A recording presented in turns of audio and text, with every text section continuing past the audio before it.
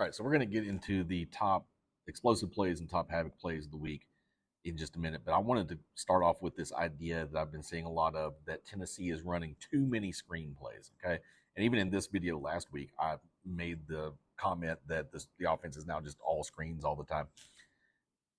Your eyes are not deceiving you. Tennessee is running a lot of screen plays. When you combine all screens, that means screens that are called plays plus screens that are being thrown off of RPOs.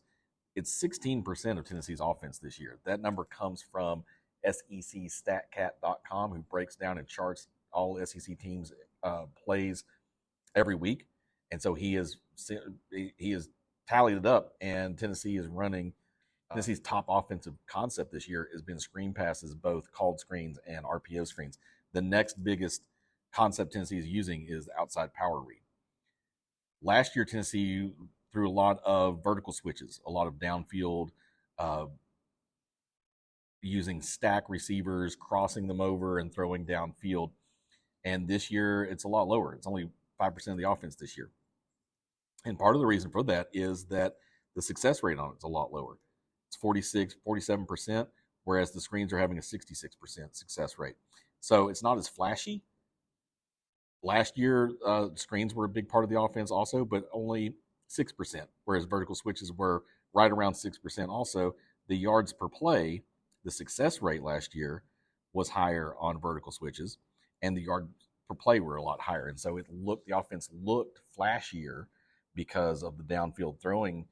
And this year it's getting 7 yards of play. But are you really going to complain about 7 yards of play? I mean, let's think about why Tennessee is actually running so many screen passes. And the biggest reason is that's what the defense is giving them. If you look here against UTSA last week, look at where the defense is lined up. Tennessee has 2 receivers out to the left. This third of the field has 2 defenders. So you've got 1-2 on offense, and you've got 1-2 on defense. That second defender is 12 yards off the ball. There's all this space with nobody there. Why wouldn't you throw a screen pass?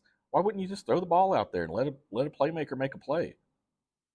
Even when they motion the back out here, the defender doesn't really come with him. He kind of comes to the edge of the box, but they're trying to put more guys in the box to defend against the run, and they're leaving the screen wide open. So why not just throw a couple blockers out there and let a playmaker get the ball in his hands and get down the field with it? And that's exactly what you'll see here is that the ball just comes out. They just get 2 blockers in front of Brew McCoy and let him then kind of get in the open.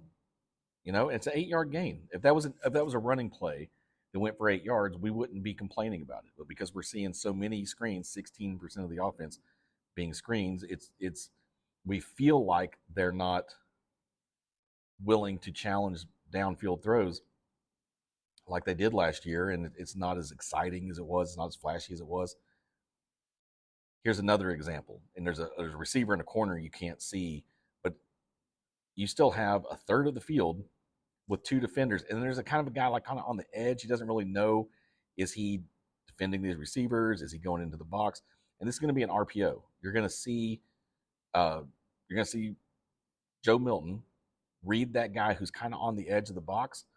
And if that defender had gone to the outside to defend the pass, then quarterback would hand the ball off. But because he comes crashing down into the box to defend the run, the throw goes to the outside. It's an easy call to make for the quarterback. And that play is not a very long gainer, but it's a first down. Run for a first down in second. It's a successful play. So here's the quiz, class. Look how the defense lined up. 7 in the box. There's 2 receivers out wide. There's 1 defender 12 yards off the ball, another defender close to those receivers. Where's the ball going to go? If you said it was going to be a screen, you're right. Again, it's an RPO. Quarterback's going to read that man who's on the edge of the box, who can't really decide, is he going to defend the passer, is he going to defend the receivers, or is he going to defend the run? And you'll see Joe Milton's eyes snap directly to that guy as soon as he gets the ball in his hand. And he makes the read. That guy's going to come down to the box to defend the run. And so he's going to throw that out to the receiver out wide who's in space, who has room to work with. And it's the right call to make. This is why the coaches are saying that Joe Milton's playing at a high level. And some people kind of rolled their eyes after the Florida game and said he's not really playing at a high level. He's throwing to the right guys. That's what they mean. He's making the right reads and throwing to the right guys. And so they're not big flashy plays. And I get the frustration with it. I would like to see them throwing downfield. Here's the bigger issue. The issue is not whether they're throwing too many screens. The issue is, are they taking what the defense gives them? So you take this look. This comes from matchquarters.com. If you look at how Florida defended this, they've got 5 men in the box. Tennessee should have just been running and running and running at this all day and just picking up yards and yards and yards and making Florida pull more defenders into the box to open up those receivers on the edges is what they should have done. And they did in the second half, but it was by that point, you're chasing a score, right? You're chasing after what Florida's already put up and trying to hit their number, and you were letting them dictate the game because you didn't recognize early enough that they're playing with a light box. They are specifically shutting down those outside routes. Notice how their defenders are playing a lot closer to the line, and they've got deep men behind them to help on deep routes, and they're taking away the short routes. Okay, Tennessee should have just run and run and run at these 5-man fronts, and they really recognized it. I don't know if that is because you have a new offensive coordinator. I don't know if that was the crowd noise not letting Tennessee get into the right play at the line. I don't know what the issue was, but the issue is not, is Tennessee throwing too many screen passes? The issue is Tennessee taking what the defense gives them? And that's what they need to be doing. All right, let's take a look at the explosive plays in the havoc plays from last week's game. Shots, explosives, you can run. All right, third most explosive play out of Tennessee's offense came in the second quarter. Vols already up 21-0, and Mel Keaton's going to run just a nice little double move here. It's kind of a hitch and go. He doesn't really ever fully hitch, but he kind of slows down like he's going to. The defender bites on it. Joe Milton does a good job of stepping up in the pocket, delivering a nice deep throw, and that is a plus 3.69 predicted points added on this touchdown pass to Ramel Keaton.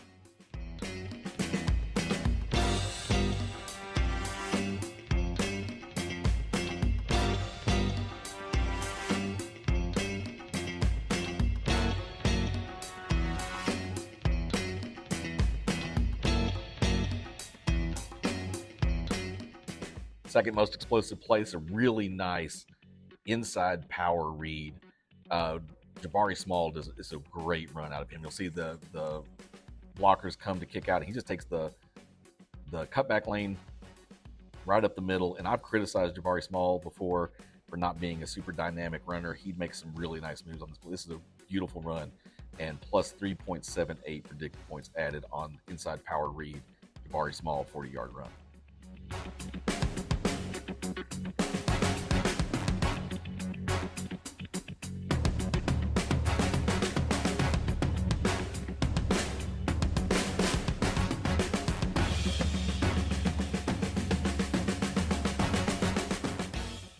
Most explosive play of the day came on the first play of the game. It was an outside zone read, and Joe Milton's going to read the end, who, instead of keeping the outside contained, he crashes down into the box to try to stop the running back. So Milton pulls the ball and just takes off down the sideline for an 81-yard touchdown. And this is the most explosive play Tennessee has had this year as far as predicted points added. It was plus 6.34 predicted points added on this outside zone read, 81-yard touchdown run by Joe Milton.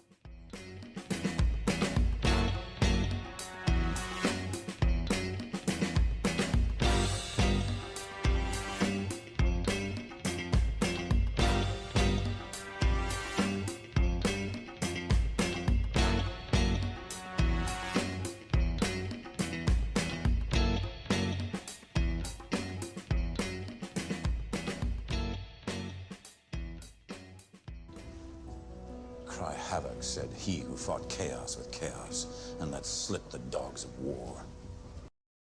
And then looking at our havoc plays, it was nice to see a couple of these plays this week be turnovers. On this one, UTSA is going to fake a screen, and Tamarion McDonald's just going to actually come in, and he comes up to stop the screen, and the receiver then takes off on like a slant route, and Tam McDonald just runs the route for him and just steps in front of the ball and picks it off. Gets the interception. Negative 1.60 predicted points taken away from the Roadrunners on this play.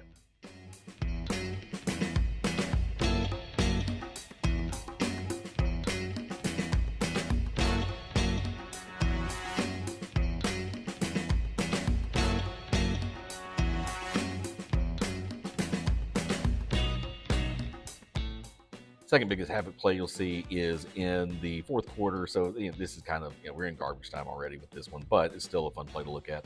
You'll see Caleb Perry and Caleb Herring both provide pressure on this play and get to the quarterback in the backfield, take him down for a sack, and negative 2.26 predicted points subtracted on this play.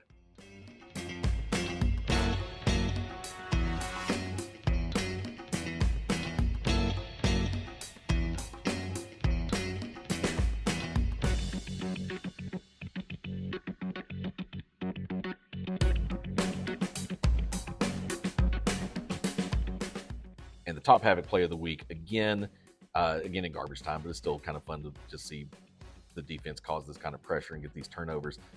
You'll see the pressure come from the outside here by James Pierce Jr., and it's going to cause the quarterback to make just a terrible decision. He's going to have a receiver on the side of the field. I don't think he's going to throw the ball up, and it's probably just trying to get rid of it. Warren Burrell gets underneath it, pick it off, and negative 3.34 points taken away by the defense on this interception by Warren Burrell.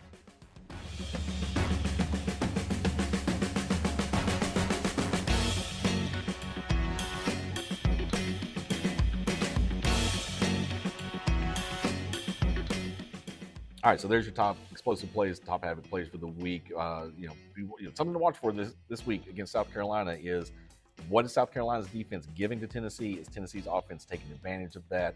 Don't worry so much about, are they running too many screen plays? Are they running plays that are taking advantage of what the defense gives them? We'll have a preview up on cornfromajar.com on Thursday or Friday. And thanks to all you folks on Rocky Top for getting your corn from a jar.